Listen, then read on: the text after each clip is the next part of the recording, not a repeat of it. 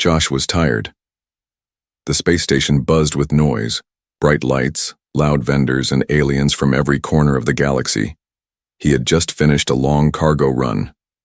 All he wanted now was food and rest. He walked past a food stall when he felt a small tug on his jacket. He turned and saw a little alien girl looking up at him. Her skin was soft blue and her large eyes glowed faintly purple. She looked no older than 7. "Human," she said quietly. "My mother needs a husband." Josh blinked. "What?" The girl didn't smile. Her voice shook. "She cries herself to sleep every night since Dad left. She's very sad." Before he could ask more, she placed a small hollow photo into his hand and ran away, disappearing into the crowd. Josh stood there, confused. He looked at the hollow photo. It showed a woman, tall, elegant, and clearly the girl's mother. Her violet hair shimmered in the moonlight, and her eyes were full of pain. She was sitting alone on a small balcony, hugging herself under the cold sky. Josh felt something stir in his chest. He had never seen these people before. So why had the girl chosen him? He pocketed the photo and walked back to his rented room in the station. But he couldn't forget the child's voice. It echoed in his head. That night, Josh couldn't sleep. The next morning, he went to the vendor near the food stall. The vendor, a grumpy, 3-eyed merchant, remembered the girl. "She comes here sometimes," the vendor said. "Buys bread with old coins. Strange kid, always quiet." Josh asked if the vendor knew where she lived. "Somewhere on level 13, Block D. That's where the war widows are placed. Government housing, not a safe area." Josh thanked him and went to level 13. The halls of Block D were dark and dirty. Walls were cracked. Lights flickered. He passed broken doors and smelled burnt circuits. He stopped in front of Unit 47. The door looked old, scratched. He knocked. No answer. He knocked again. Finally, the door opened just a little. A woman peeked through. Her eyes widened when she saw him. "You're human?" she whispered.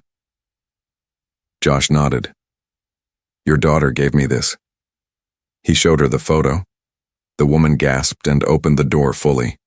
She stood tall, her presence graceful, even in this sad place. Her violet hair flowed over her shoulders, but her face looked tired, like someone who hadn't slept well in years. "I'm Layari," she said softly. "And my daughter talked to you?" Josh stepped inside carefully. The apartment was small but clean. There were cracks in the walls and the furniture was old, but everything was neatly arranged. A small toy lay on the floor, a purple stuffed animal with one ear missing. "Your daughter found me near the food stalls. Told me you were sad. That your husband..." Liari looked away. "He left 3 years ago. War took him. No goodbye. No body to bury. Just silence." Josh noticed bruises on her wrist. Faint, but there. "Are you okay?" he asked carefully. She gave a tired smile. No one asks that anymore. Just then, the little girl ran into the room. "Mom!" she shouted, and then froze when she saw Josh.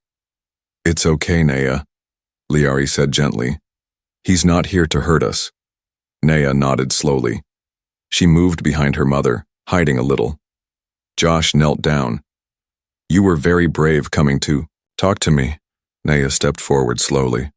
"I saw you help that old alien last week. You carried his bag. You were kind." Josh smiled. "So you thought I could help your mom?" The girl nodded. Before anyone could speak more, loud banging echoed from the hallway. The door shook. Layari's face turned pale. "They're back." Josh stood. "Who?" She grabbed her daughter and whispered. "The ones who say they protect us. But they just take and hurt." The banging grew louder. A voice shouted outside, "Liari, open the door. You have a guest? He belongs to us now." Josh looked at the woman. "Is there a back exit?" She nodded. "Through the kitchen. Small vent." Josh helped her open the metal grate. "Take Naya, go. I'll follow." Layari hesitated, then climbed in with her daughter. The door cracked. A piece of metal flew off. Josh slipped into the vent just as the door burst open behind him. And so began something far greater than he ever expected. The metal vent was narrow and cold. Josh crawled behind Liari and Naya, trying to stay quiet.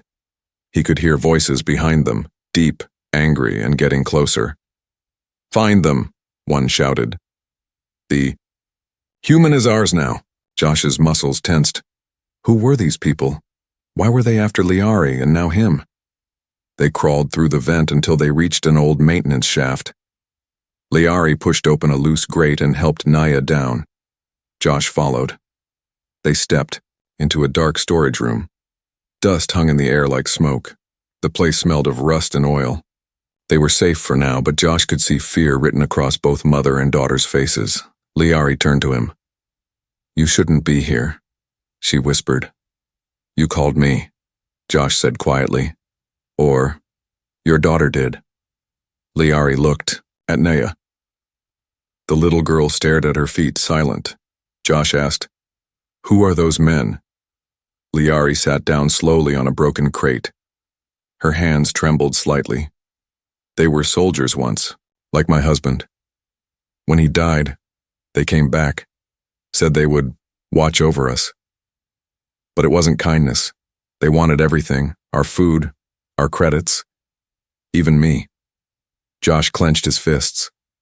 "And the station security?" "They look away," Liari said bitterly. "The protectors pay them off." Naya looked up. "I thought, if we had a human, they'd stop." Josh blinked. "Why me?" Naya spoke softly. "Because you're different. You helped that old man. You smiled at people. You looked strong, but kind." Josh's heart sank.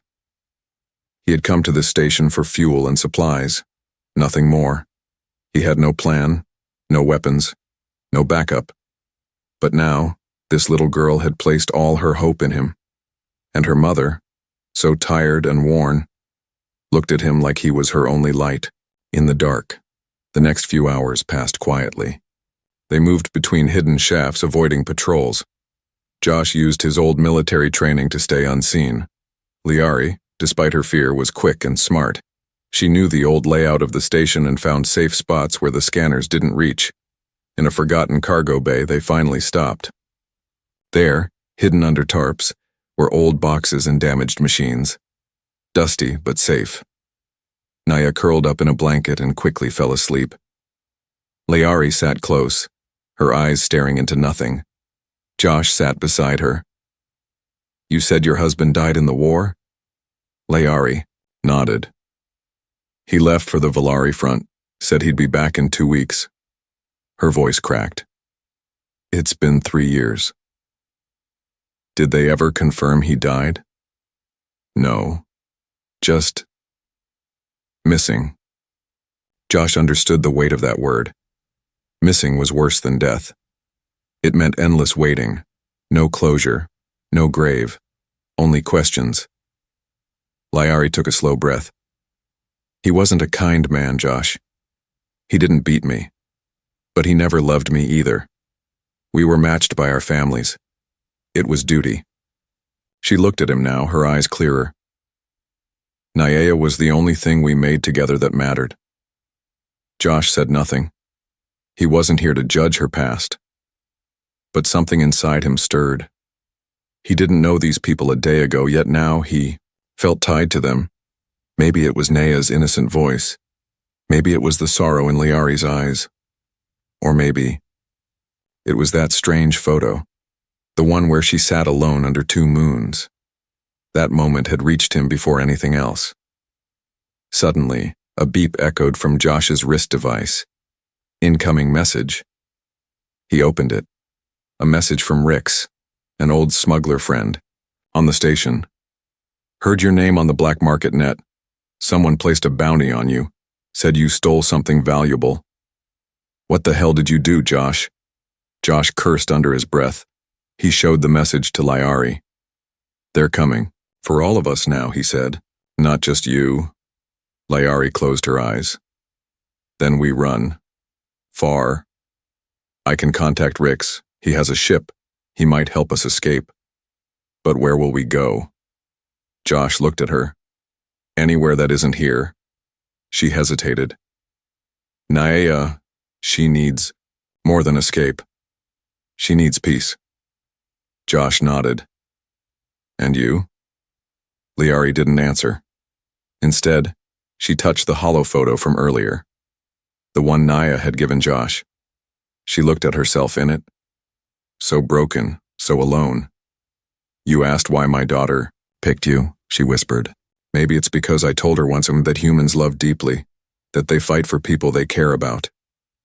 She looked at him now, and maybe she wanted me to believe that again. Josh didn't know what to say. He'd been called many things: pilot, ex-soldier, wanderer.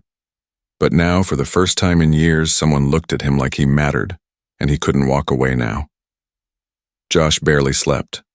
The floor of the hidden cargo bay was cold, and every small sound made him reach for the metal rod he carried like a weapon. Beside him, Liari slept lightly, one arm around Naya. The child clung to her mother like a lifeline. He stared at them. This fragile little family hiding from monsters in their own home. He didn't know how he had become part of this, but now he couldn't leave. His wrist device blinked again. Another message from Rix. They've locked the lower hangars. Your face is all over the bounty boards. Someone really wants your head. Be careful, old friend. Josh knew what that meant. The protectors weren't just gang members, they were connected to someone powerful on the station.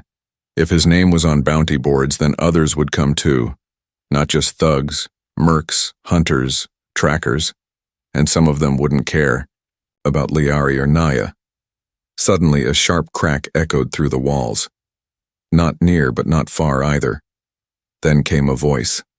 Loud, distorted by a speaker. Josh Cade. Human. You're hiding with something that doesn't belong to you. Josh stood and pressed himself to the wall. We don't want the woman. Or the kid. We want you. Liari's eyes snapped open. It's him, she whispered. Who? Vorzak. He was their captain.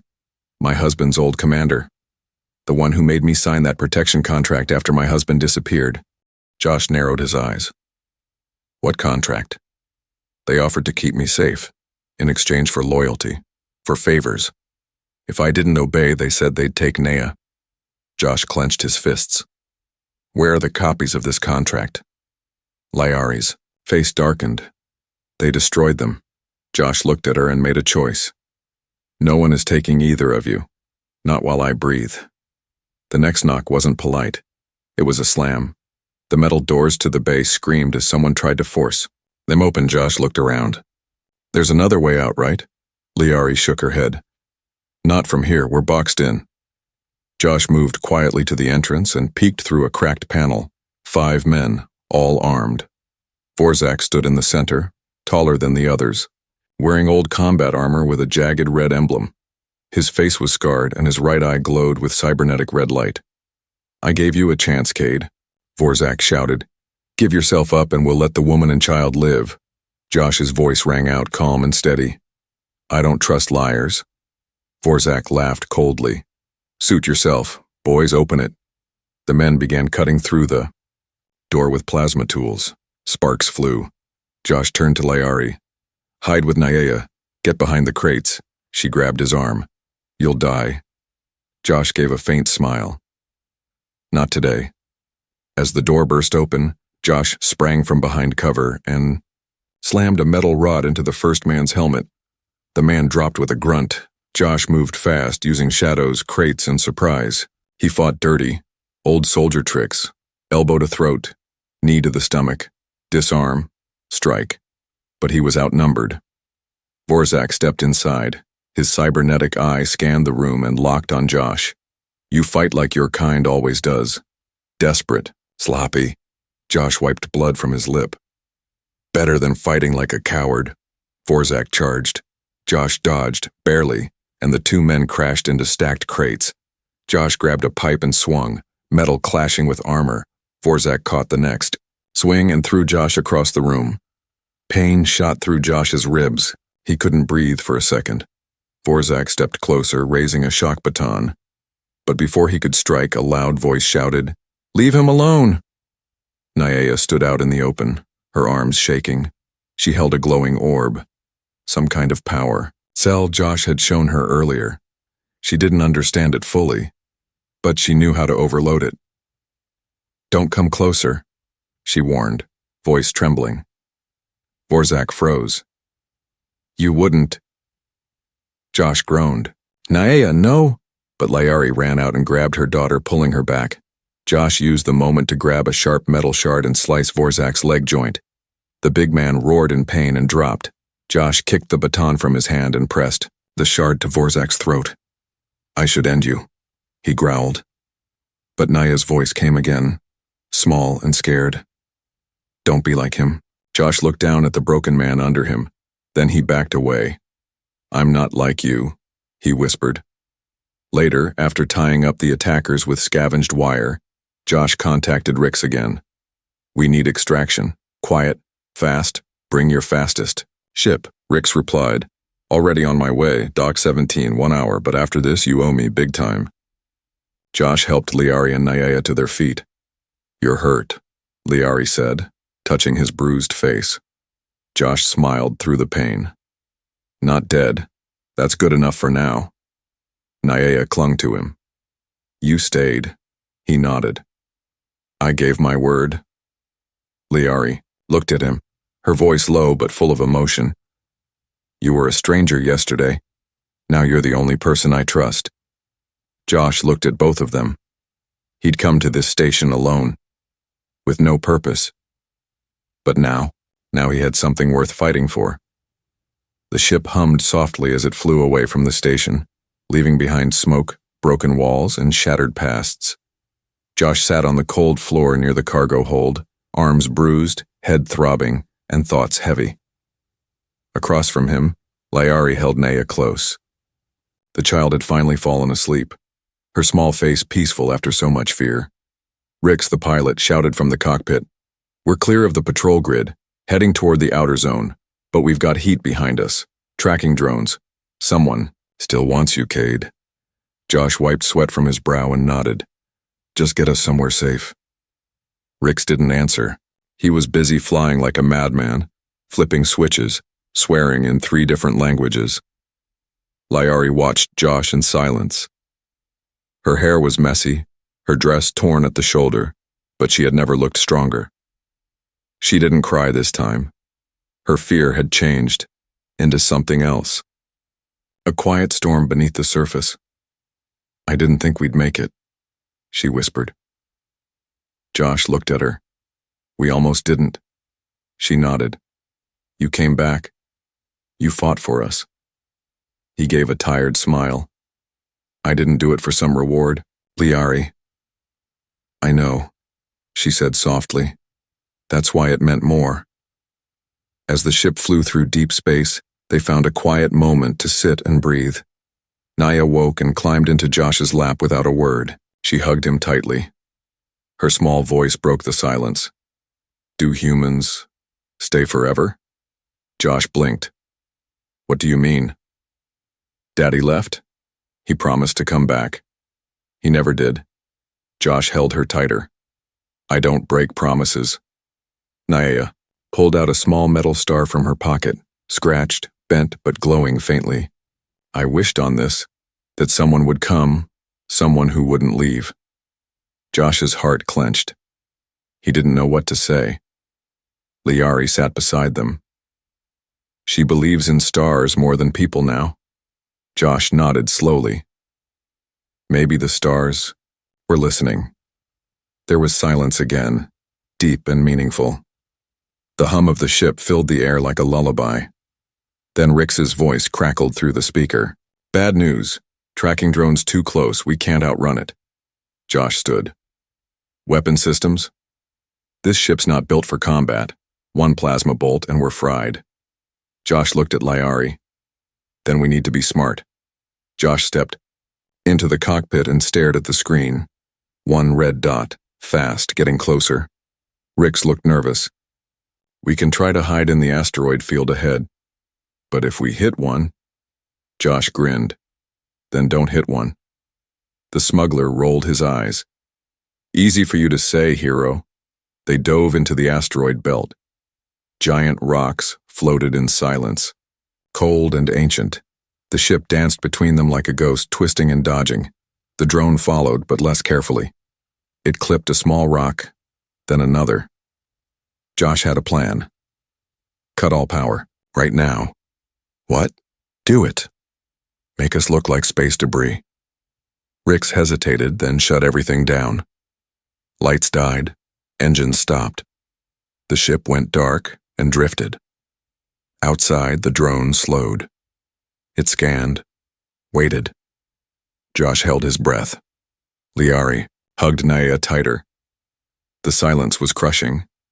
Then, the drone turned. Slowly, it drifted away. A full minute passed before Rix whispered, "Turning power back on." The ship lit up again. Josh exhaled. "We're alive." Naya smiled. "Did the stars help again?" she asked. Josh nodded. "Maybe." They landed on a small moon hidden in a dead zone. No cities, no armies, just trees, air, and peace. Josh stepped off the ship and felt soft grass beneath his boots. He looked around. Blue sky, twin suns, strange birds singing. It was beautiful. Liari followed him out, carrying Naya. Rix leaned out of the ship. "You sure about this? This place is empty." "That's what we need," Josh said. Rix nodded. "I'll be back in 3 weeks, maybe, if I'm alive." "Thanks, old friend." Rix took off, vanishing into the clouds. Josh turned to Liari. "We have time now." She looked around, amazed. "I forgot how silence could feel safe." Josh smiled. "Let's build something here." She nodded. "A home." Days passed, then weeks. Josh built a shelter with local wood. Liari helped, quick, to learn, always smiling when something worked. Naya gathered strange glowing fruits, naming them herself. Skyberries, she called them. They laughed around fires. They shared stories under starlight. Liari began to sing, soft lullabies from her world. Josh listened every night. But something grew in him, something deeper. One evening, as Naya slept, Josh and Liari sat under the stars. The glowing metal star Naya carried lay between them. "She still believes it brought you," Liari whispered. Josh looked at her. "Maybe she's right." Liari turned to him. "She sees you as more than a protector." "I'm not her father," he said slowly. "No," Liari said. "But you are what a father should be." Josh looked at her, heart pounding. "What about you?" Liari's eyes glistened. "I stopped crying at night." Josh reached out and held her hand. She didn't pull away. They sat like that until the sky turned pink. Josh stood by the edge of a cliff looking over the valley. Below, the forest spread wide and green, lit by soft golden light from the twin suns. Birds circled in the air. Wind rustled through glowing blue trees. This moon felt untouched, peaceful, alive. Behind him, Liari sat by the fire pit, fixing the strap of a water pouch. Naya played nearby, drawing symbols in the dirt with a stick, humming to herself. They had survived the escape. But peace on a death-marked name couldn't last forever. Josh knew it, and so did Liari. Later that night, as the stars began to glow like silver dust in the sky, Liari walked to where Josh was sharpening a hunting spear. She sat beside him, her voice quiet. "They'll come for you eventually," she said. He nodded. "I'm sure they're already looking. And when they find this place, then I won't let them take you," he said firmly. She looked at him, her eyes glowing softly in the moonlight. "We can't keep running forever." "No," Josh agreed. "So this time, we don't run." Liari was silent for a moment. Then she said, "There's an old communications tower 2 clicks west. The systems are dead, but maybe you could use them to send a coded message." Josh raised an eyebrow. To who? She hesitated. To anyone who owes you a favor. Josh thought of Rick's, of his past allies, smugglers, ex-soldiers, mercs who had once fought beside him and vanished into the galaxy. Maybe someone would answer.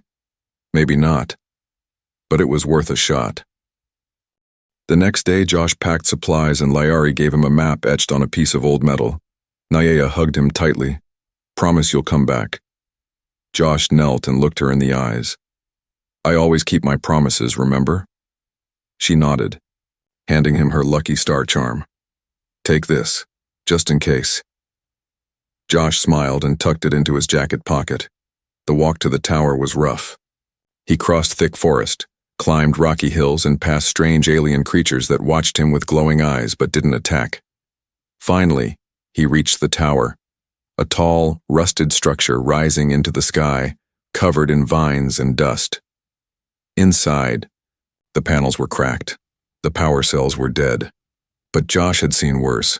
Using a solar charger and parts from his wrist device, he began to rebuild the core system. As the sun set behind the trees, the tower lit up, faint but alive. Josh typed, in a secure code. A message pulsed through space. To anyone still loyal to the name Cade, I need extraction. Location, uncharted moon. Bring stealth ship, bring weapons. Enemies incoming. 2 civilians with me, 1 child. No questions, just come. He hit send and waited. Back at camp, Liari gathered food. Naya helped her boil roots and leaves for tea. The little girl kept glancing at the trees. Do you think they'll find us again, she asked. Liari answered carefully. Maybe, but this time we have someone who won't run. Naya smiled. He's like the old stories, the humans who fought dragons and protected queens. Liari laughed softly. He's just a man. But he makes you smile again? Liari paused, her hand still. Then she looked at her daughter. He makes me feel safe. Josh returned the next morning, dusty and tired. Naya ran to him and leapt into his arms. Did you send the star signal? I did, he said, smiling. Liari approached. Did anyone answer? Josh shook his head. Not yet, but he didn't tell them the full truth. Right before leaving the tower, he received a reply. It was short, from a name he hadn't heard in years. I owe you. I'll come. But you've made enemies, Cade. Be ready. Josh kept the message to himself. No need to scare them, yet. That evening, the peace broke. They heard a noise, low and distant. A thumping, rhythmic, mechanical. Josh stood, a ship. But not Rick's. Josh grabbed his scope and climbed the nearest hill. Through the trees in a clearing below, a black dropship descended, sleek, armored, and marked with red claws on the wings. Forzak's men.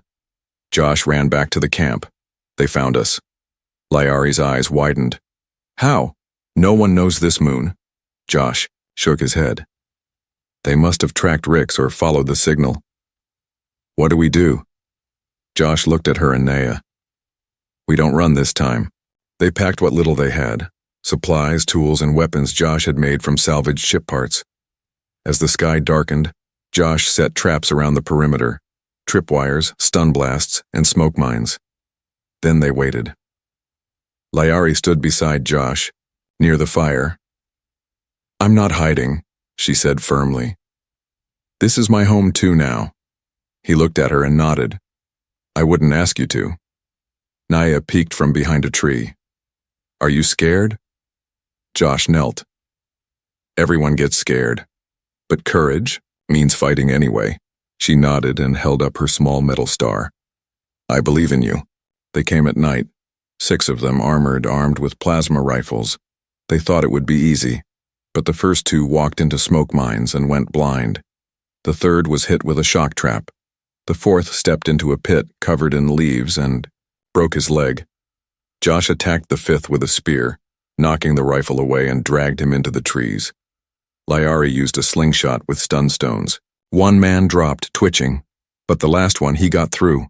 He made it to the shelter. He found Naya hiding inside. He raised his rifle. Naya screamed. Josh heard it and ran, But Liari got there first. With a scream of rage, she slammed a metal pan into the man's head. He staggered. She grabbed a knife and slashed at his arm. He fired wildly, hitting the wall.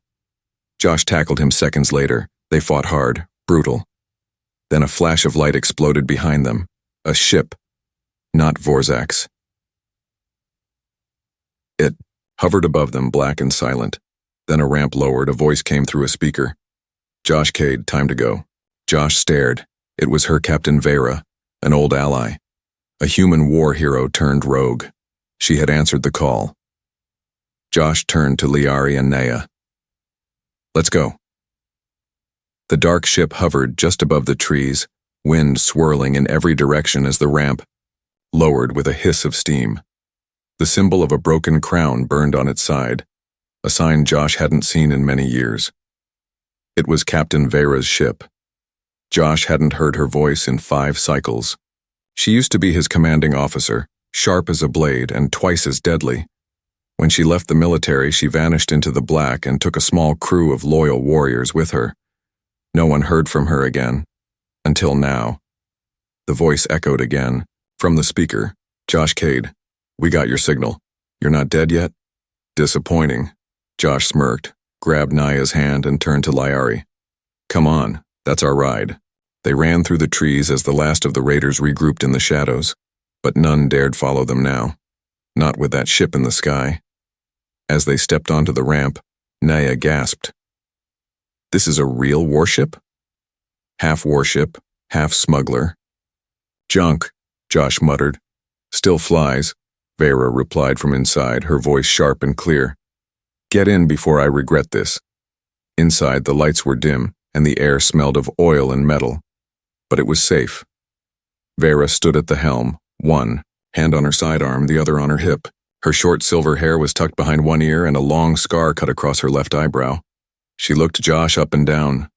"You look worse than your bounty posters." Josh chuckled. "Missed you too." Then Vera's eyes landed on Liari and Naya. "These them?" Josh nodded. "They're with me." Vera tilted her head. "That little one yours?" Before Josh could speak, Naya smiled brightly and said, "Not yet." Liari's eyes widened. "Naya!" Vera burst out laughing. "Oh stars, she's got fire. I like her already." As the ship left the atmosphere, Josh watched from the window. The moon shrank behind them, glowing in the distance like a dream, fading into memory. He sighed. Liari stepped beside him. "Do you think we'll ever go back?" "Maybe," Josh said. "But not until they stop hunting us." She was quiet for a while. Then she said softly, "This doesn't feel like running anymore." Josh looked at her. "No?" She turned to him. "It feels like moving forward." Later in the mess hall, the crew gathered. Vera introduced them one by one. There was Kor, a huge lizard-like alien with a gentle voice and a love for tea. Thessa, a mechanic with glowing cybernetic eyes who could repair anything, sometimes, even emotions. And Milo, the pilot who claimed he once escaped a black hole by holding his breath and praying. Naya sat between them, listening to stories wide-eyed. For the first time in months, she laughed without fear. Josh and Liari watched her from a distance. "She's happy," Liari whispered. Josh nodded. "She's safe." But that peace was short-lived. In the engine room, a silent figure moved, in the dark. He wore a stolen uniform. He wasn't one of Vera's crew. He had followed them aboard, a tracker. Someone from Vorzak's team had slipped into the ship during the chaos. He moved quickly now, planting a device behind the control panel, a beacon. It would pulse out one signal. Just one. Enough to bring a fleet. Enough to destroy everything. Back on the bridge, Vera frowned. Something's wrong. Milo looked over his readings. There's a signal bouncing off our nav grid. Low level, almost invisible. Josh leaned forward. A beacon? Thessa ran a check. Her glowing eyes flared. It's inside the ship. Josh didn't wait. He sprinted down the halls, heart pounding. If they were being tracked, they had minutes, maybe seconds, before something terrible arrived. He checked every room, every panel. Then he reached the engine room. There he found the tracker. The man turned, surprised. His hand flew to his weapon, but Josh didn't slow down. They clashed hard, fists and elbows, crashing into pipes. Sparks flew. The tracker was trained, fast, but Josh was faster. Angrier, he pinned the man and yanked the device from the wall. "You brought death to my family," Josh growled. "Big mistake." He slammed the tracker's head into the wall, once, twice, and the man dropped. Josh rushed back to the bridge, the broken beacon in hand. Found it, but not before he sent the signal. Vera's face turned serious. "Then we've got company coming." "How long?" 15 minutes, maybe less. Josh turned to her. "Can we outrun them?" "Maybe. But we'll need to make a jump." "Blind." Layari stepped onto the bridge. "What does that mean?" Vera looked at her. "It means we jump without coordinates. Could take us anywhere. Safe, or into a black hole." Josh looked at Layari, then at Naya, standing at the hallway with Kor. They couldn't fight a fleet, but they couldn't die here either. "Do it," he said. "Jump." The ship roared. Vera and Milo worked in perfect sync. The stars outside twisted as the engines charged. The ship shuddered, once, twice, then light swallowed everything. They jumped. A second later, a massive warship appeared in the space they had just left. Too late. When the ship stopped, everything was silent. Josh opened his eyes. Outside the window was a massive blue world, calm, untouched. Vera raised an eyebrow. "Not bad. We're alive." Josh exhaled. Liari walked to him and rested her head on his shoulder.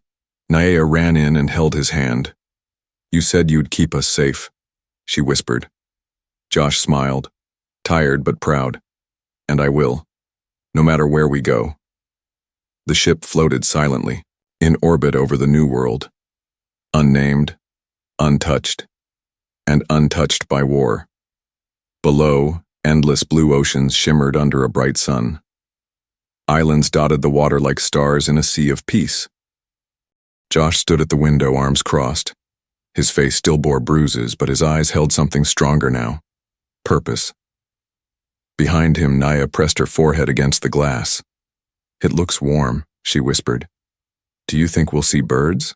Or fish with wings?" Josh smiled. "Maybe both."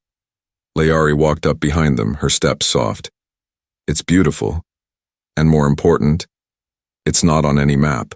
Captain Vera leaned against the doorway with a smirk. "You've got your mystery planet, Cade, but if you stay, this ship moves on." Josh nodded. "We'll be all right." Vera's face turned serious. "Are you sure? You've got a price on your head. It won't disappear." Josh looked at Layari and Naya. "I don't care about my past anymore, they are my future." Vera gave him 3 days, that was all. 3 days to gather supplies, repair a landing pod, and set up basic shelter. Her ship couldn't stay hidden, in orbit forever. Josh worked fast. Thessa helped him patch old solar panels for power. Kor carried crates of supplies and dug a water well like it was nothing. Milo adjusted a beacon scrambler to block long-range signals for miles around. Layari organized food storage and water filtration. She grew up learning survival on a war-ravaged planet. This was nothing new for her. And Naya, she found flowers. Purple ones, glowing faintly in the dark. She picked them and wove them into a crown. When she placed it on Josh's head, she laughed. "Now you're a real Star Knight." He didn't know what that meant, but he smiled anyway. On the 3rd day, just before Vera left, she gave Josh a final gift. A box. Inside was a weapon. Small, sleek, human-made. "This was yours," she said. "You gave it to me once. Said you never wanted to use it again." Josh ran a hand over the grip. "I meant it." "Keep it anyway," she said. "For the girl, for the mother, not for war, but for warning." Then she hugged him. "I'll send no signals, you vanish now, just like me." And then she was gone. Josh, Leary, and Naya stood on the beach watching the black ship disappear into the sky. Naya waved. Will we ever see them again? Maybe, Josh said. But not for a long time. They built their new home slowly. Not with steel and machines, but with wood, stone, and patience. A small hut first near a waterfall, then another for storage, then a garden. Naya named every tree around them. This one's Star Climber. That one is Hummytail. That one over there is Sleepy Leaf. Josh carved them into a log. When Naya saw it, her eyes lit up. You remembered. Of course, he said. This is your forest too. Leary grew stronger. Every day, she smiled more. She sang again. Sometimes at night she would sit by the fire and tell stories from her world. Josh couldn't understand all the words, but he understood the feelings. Warmth, family, hope. One night as they sat close, she whispered, You know, I haven't cried since the station. Josh looked at her gently. Not even once? Only happy tears, she said, and then she leaned in and kissed him. It wasn't a sudden kiss. It was the quiet kind, the soft kind, the kind that says, I'm home now. But peace doesn't mean safety. One morning, weeks later, the sky shimmered strangely. Josh stood at the hilltop and watched as clouds bent in unnatural shapes. Then he saw it. A speck in the sky. Growing fast, a small probe. He activated the beacon scrambler. It blocked most signals, but the probe had already seen something. He raised his weapon. With one clean shot, the probe fell in flames into the ocean. Leary came running. What was that? Josh looked at her seriously. A reminder. Do. You think someone knows we're here? Not yet, he said. But they're still looking. She stepped closer. What do? We live, he said. We live louder than they can chase, and if they ever find us again... He looked toward the sea. Then we show them what love and fire together look like. They trained after that, not to become soldiers, but to survive. Josh taught Naya how to fish with traps, how to find fresh water, how to hide and when to run. He trained Leary too, how to shoot, how to move in silence, how to sense danger. But he also taught them how to live, how to laugh, how to hope. They danced by the fire. They painted stones. They created a small world where no bounty, no past, no pain could touch them. Naya grew taller, braver. She once climbed a tree so high Josh nearly panicked. But when she came down, she said, Now I know how it feels to fly. He couldn't argue with that. One night, months later, Naya woke up from a dream. She ran to Josh and shook his arm. Wake up. He sat up quickly. What is it?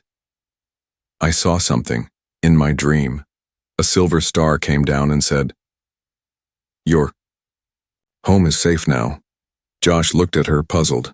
Leary came to the door, rubbing her eyes. What's going on? Naya smiled.